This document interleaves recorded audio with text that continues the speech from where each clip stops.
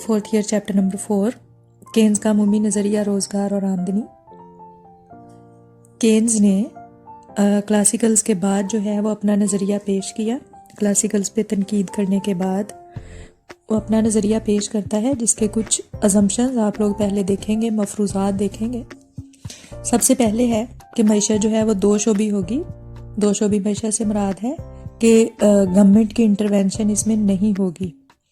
Government की intervention नहीं होगी, लिहाजा इस मईशत को आप दो शोबी मईशत कहेंगे, जिसमें y is equal to C plus I और y is equal to C plus S होगा।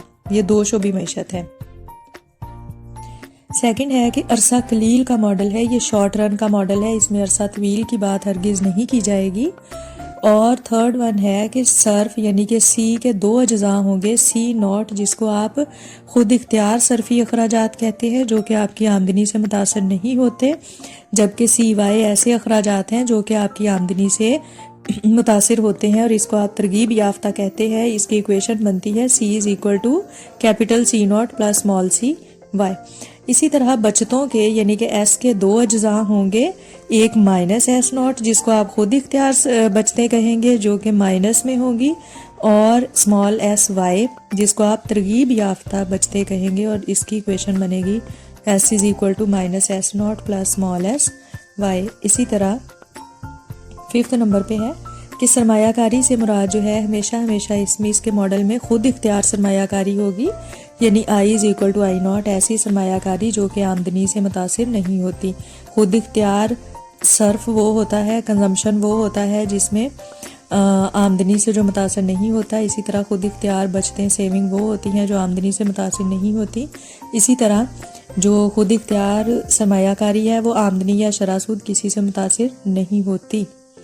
और 6 नंबर पे है कि क्योंकि ये दो शोबी मईशत है, अरसा कलील का मॉडल है, गवर्नमेंट इंटरवेंशन नहीं होती, इसलिए ना तो यहाँ पे इंपोर्ट्स होंगी, ना एक्सपोर्ट होंगी, ना ही यहाँ पे टैक्स होंगे और ना ही गवर्नमेंट एक्सपेंडिचर्स होंगे, बल्कि सब को आप am not, x not, E not और जी नॉट लिखेंगे। केन्स के अमूमी नज़रिया रोज़गार और आमदनी की खसूसियात क्या है? सबसे पहले केन्स ये कहता है कि कौमी आमदनी की तवाज़नी सतह वहाँ पे तय पाएगी जहाँ पे मजमुई तलब और मजमुई रसद यानी कि मजमुई अखराजात और मजमुई पैदावार दोनों आपस में बराबर हों। Aggregate demand is equal to aggregate supply.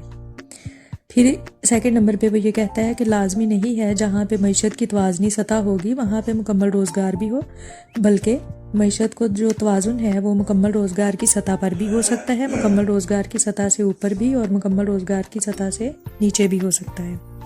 Third number पे वो अफराते ज़र और तफरीते ज़र का कॉन्सेप्ट बताता है।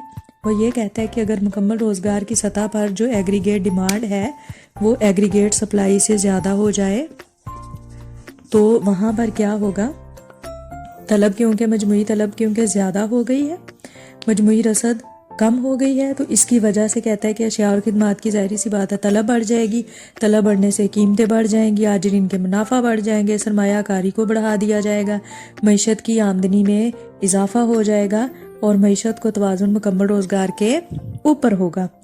और जो मुकम्मल रोज़गार के बाद जब आमदनी में इजाफा होगा तो वो सिर्फ और सिर्फ ज़री सूरत में होगा और इसको आप अफराते ज़र का नाम देंगे। और इसी के जब आप उलट चले जाएंगे यानी कि मुकम्मल रोज़गार की सतह पर अगर एग्रीगेट सप्लाई ज़्यादा है और एग्रीगेट डिमांड कम है तो फिर जो सिचुएशन होगी इसके उलट होगी और उसको वो कहता है कि ये तफरीती रखना होगा।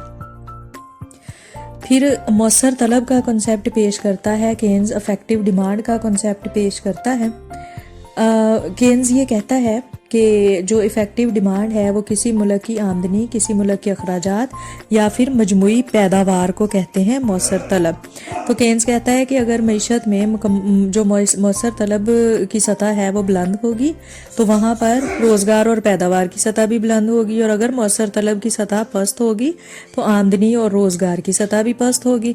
फिर केन्स कहता है कि जो दोनों ये सिचुएशंस है अफराती और तफरीती रखना की, ये मुनासिब नहीं है, इनको दूर करना चाहिए। लिहाजा इनको दूर करने की खातिर केन्स कहता है कि हुकूमती मुदाखलत लाजमी तौर पर होनी चाहिए। जब तक गवर्नमेंट इंटरवेंशन नहीं होती, हुकूमती मुदाखलत नहीं होती, ये वाली सिचुएशन जो है इस पर काबू नहीं पाया जा सकता। अफराते ज़र तफरीते ज़र दोनों नामुनासिब हैं, उनको दूर करना चाहिए लाजमी तौर पर।